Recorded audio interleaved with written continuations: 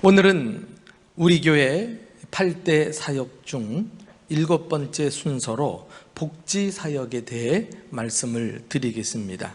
오늘 설교 제목이 복지사역, 우리는 이웃이 행복하도록 돕습니다.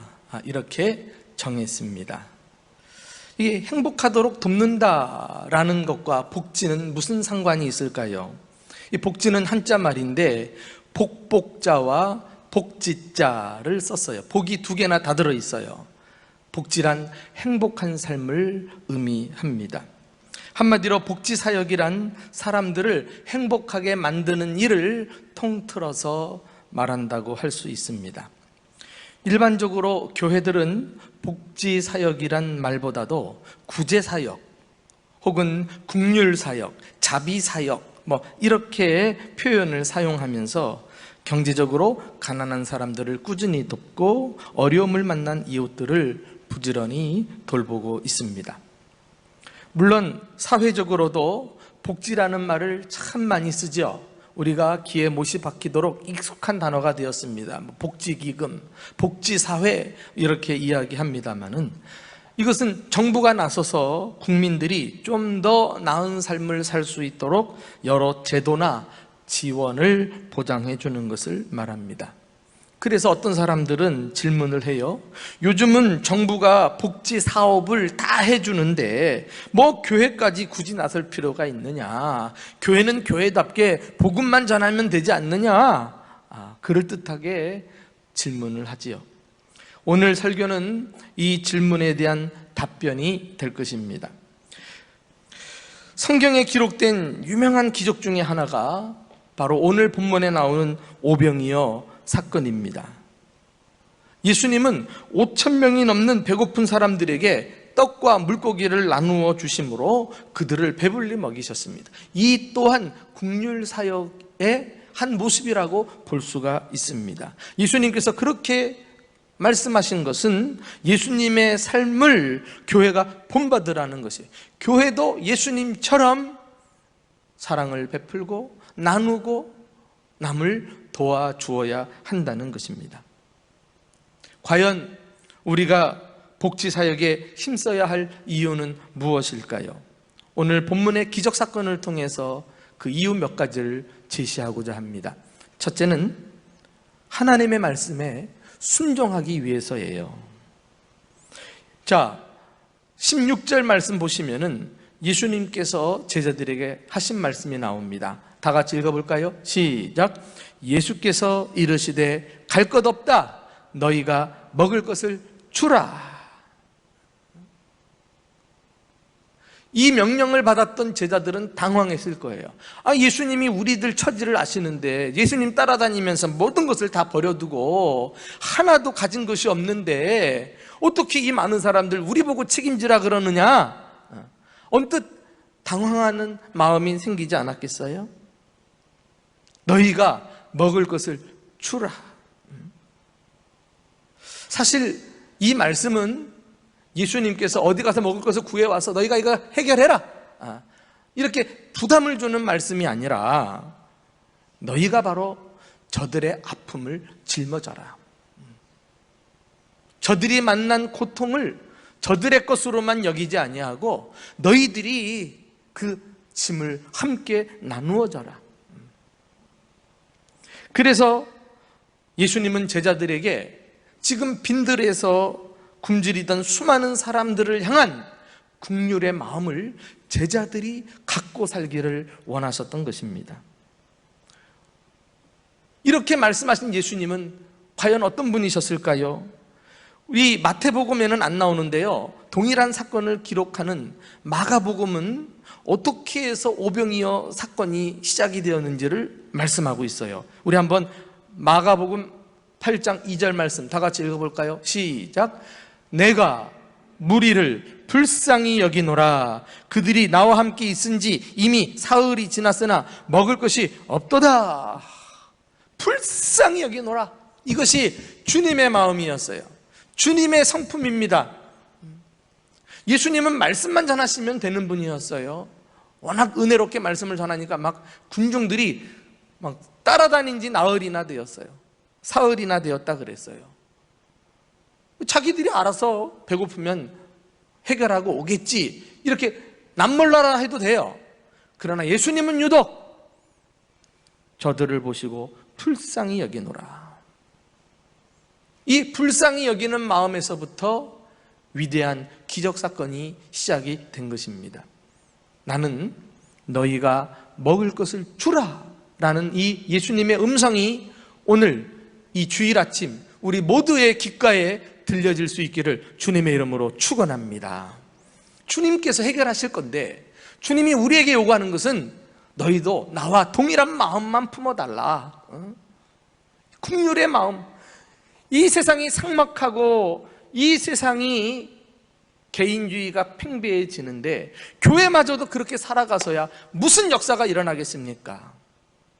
주님께서 우리를 사용하셔서 우리 이웃들의 문제를 해결해 주실 것을 믿고 교회는 주님의 파트너가 되어서 쓰임받기를 원해야 하는 것입니다. 두 번째, 우리가 복지사역을 해야만 하는 이유는 나눔의 기적을 경험하기 위해서입니다. 오늘 오병이어 사건의 결과는 어떠합니까? 우리 20절, 21절 말씀 다 같이 읽어보실까요? 자, 시작. 다 배불리 먹고 남은 조각을 12바구니에 차게 거두었으니 먹은 사람은 여자와 어린이 외에 5,000명이나 되었더라. 여러분 한번 그 당시의 상황을 마치 여러분들이 현장에 있었다고 생각하고 상상해 보세요. 막 얼마나 흥분된 사건입니까? 막 눈이 확 뒤집히지 않습니까?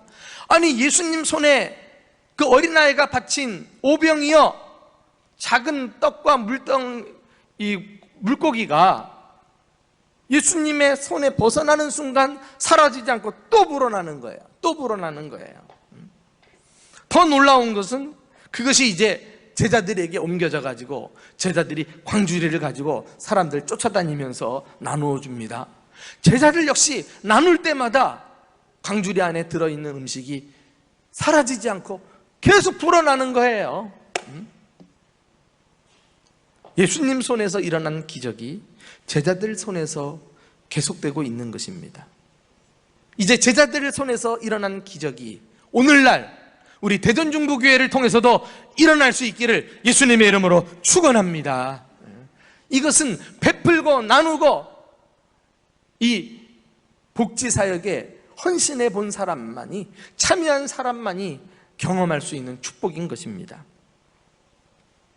1990년대에 미국의 사업가로 33세의 백만장자가 된 인물이 있어요. 그가 바로 미국의 석유왕 록펠러. 그는 43세에 미국 최대의 부자가 되었고요, 10년 후 53세에는 세계 최고의 갑부가 되었어요. 그러나 그 속을 당사자만 알고 누가 알겠어요?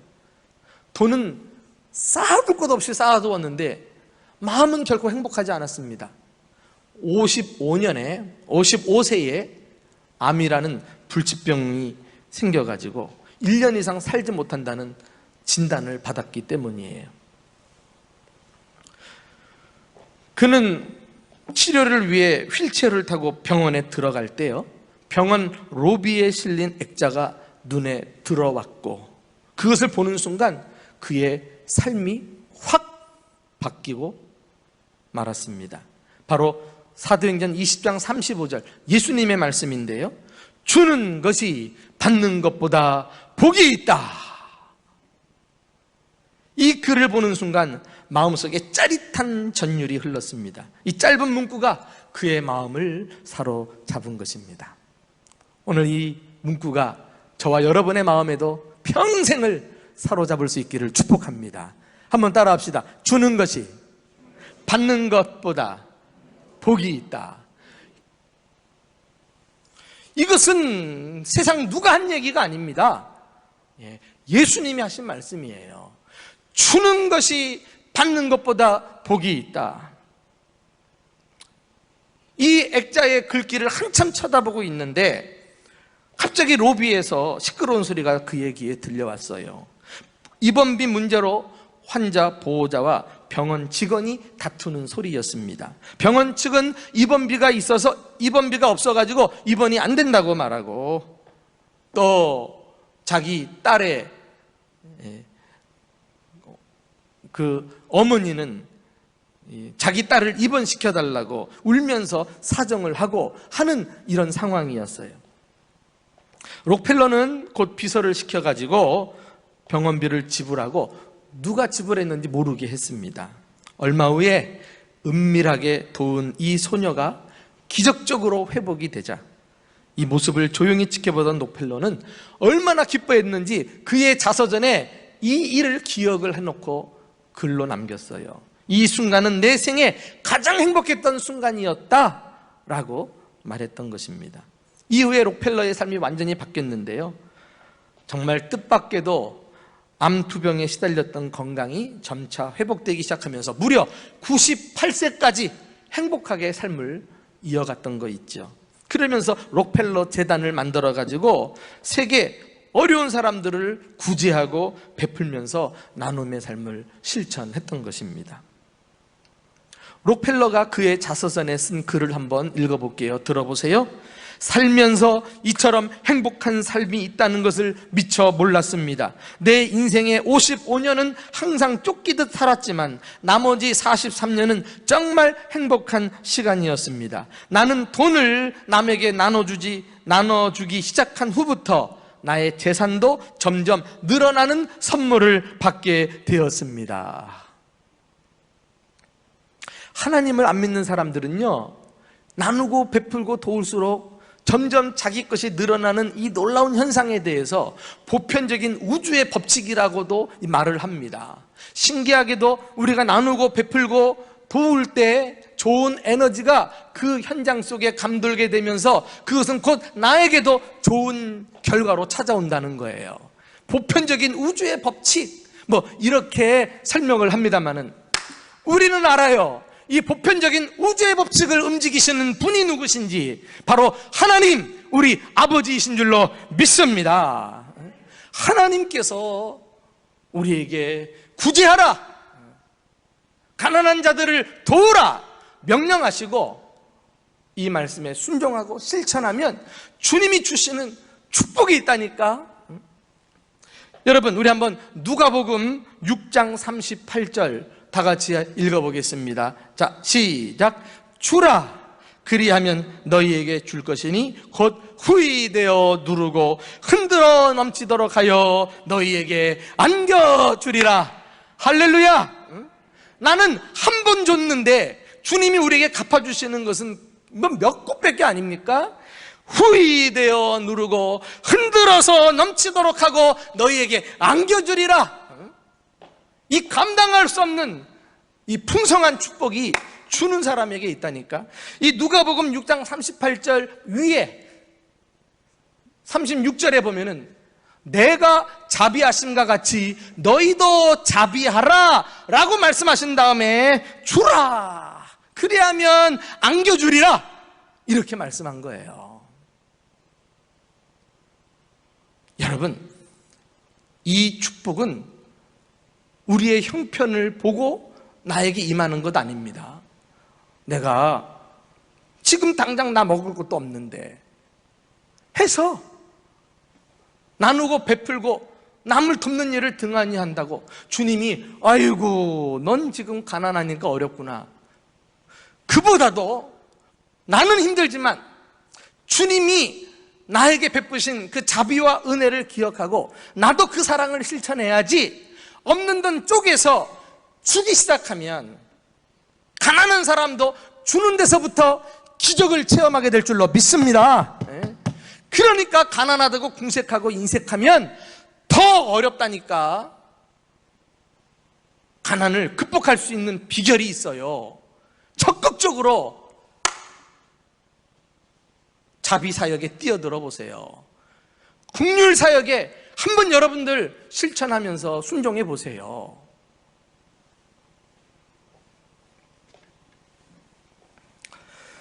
제가 이 자리를 빌려 여러분들에게 고백할 게 하나 있어요. 코로나19로 인해서 베데스다 사역이 멈춘 지 1년 반이 되었습니다. 이것은 불가피한 상황이었어요. 이 베데스다 노숙자 여러분들은 그 대전 전역을 다니시는 분들이기 때문에 어딜 다니는지도 모르고, 그래서 바이러스에 더 많이 노출된 분들 아니겠어요? 그러니까 이 외부인들을 철저하게 통제하고 하는 이런 방역 상황에서 이분들은 또 찾아오지도 못하고 우리는 받지도 못하고, 그래서 1년 반 동안 우리끼리 예배를 드리고 있습니다. 그러면서요, 저는 내내 고민이 일어나기 시작했어요. 일상이 회복되면 이참에 그동안 열심히 했으니까, 수고 많이 했으니까 이제 베데스다 사역을 접고 여기서 끝내야 되겠구나. 그리고 이제 우리끼리 이제 신앙생활을 열심히 하도록 해야 되겠다. 이런 생각이 딱 드는 거예요. 그리고 오랜 시간 갈등에 갈등을 거듭한 끝에 내린 결론은 아니야, 다시 시작해야 되겠다 하는 것입니다. 빈부귀천 가리지 않고 하나님을 만날 수 있는 곳이 교회가 아닐까요? 지금 외벽 리모델링까지 해서 교회를 잘 꾸며놓았다면 더더욱 우리가 어려운 이웃과 함께 주님을 예배하는 장소로 사용할 때 주님이 정말 이 예배당을 기뻐하지 않을까요? 노숙자라고 함부로 무시하고 교회 못 나오게 하는 것은 결코 올바른 일이 아닐 것입니다. 그 중에는 나소라가 있기 때문에 그래요. 나사로가, 거짓 나사로. 그런데 하나님을 의지하고 참 믿음 가지고 살다가 천국 가서 주님께 인정받은 나사로가 얼마든지 우리 노숙자들 가운데 있습니다. 그러므로 다시 정상이 회복되면 우리가 그리스도의 사랑의 마음을 가지고 이들을 기꺼이 환영하고 변함없이 이들에게 주님의 사랑을 실천하는 일을 해야 되겠다고 결심을 했습니다. 과거에 이 내부 리모델링을 할 때는 교회사랑 천사 헌금을 작정했지요. 그때는 한 구자당 200만 원이었습니다. 모든 헌금이 다 귀할진데 제가 지금도 잊지 못하는 이 교회사랑 천사 헌금이 있었어요. 바로 저쪽 줄에 기둥 가까이에서 예배드렸던 노숙자 한 분이 200만 원을 작정한 것입니다. 그리고 얼마 후 일시불로 헌금을 다 드렸어요. 사연을 들어보니까요, 이분이 제가 광고 시간에 작정 헌금하십시오, 작정 헌금하십시오 광고 계속하니까 이분이 나도 이곳에서 예배 드리는데 작정해야 되겠다. 주님, 나 아무것도 없고 직장도 없는데 나한테 직장 주시면 제가 꼭 월급을 헌금으로 드리겠습니다. 이렇게 작정을 한 거예요. 그리고 그날로 예배당을 나가다가 여차여차 어떤 사람을 만났는데 그 사람을 통해서 아파트 경비원으로 취업이 된 줄 믿으시기 바랍니다. 그래가지고 한 2달여 봉급받고 그걸 쓰지 않고 모아가지고 200만 원 헌금을 드린 거예요. 놀라운 기적 아닙니까? 우리가 그런 사람들을 어떻게 내 판단과 기준으로 이제는 번거롭다고 함부로 대할 수 있단 말입니까? 우리 교회의 큰 장점이라고 생각해요. 다른 교회가 따라오지 못하는 풍성한 사랑의 행위라고 생각합니다.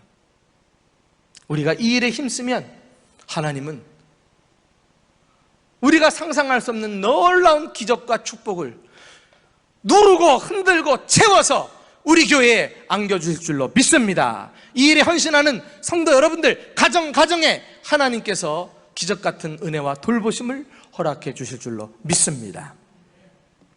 마지막으로 우리가 복지사역에 힘써야 될 이유는 생명의 떡이신 예수님을 전하기 위해서입니다. 이 마태복음에는 나와 있지 않지만은 동일한 사건을 기록하고 있는 이번에는 요한복음으로 가서 보시면은요, 예수님께서 이 오병이어 사건의 목적이라 그럴까요? 이 기적 사건을 일으킨 이유를 설명하는 대목이 나옵니다. 우리 한번 보십시다. 요한복음 6장 51절 말씀 다 같이 시작. 나는 하늘에서 내려온 살아있는 떡이니 사람이 이 떡을 먹으면 영생하리라. 내가 줄 떡은 곧 세상의 생명을 위한 내 살이니라 하시니라. 오병이어 사건은 너무나 중요하기 때문에 4개 복음서에 다 기록되어 있는데 왜 중요할까요?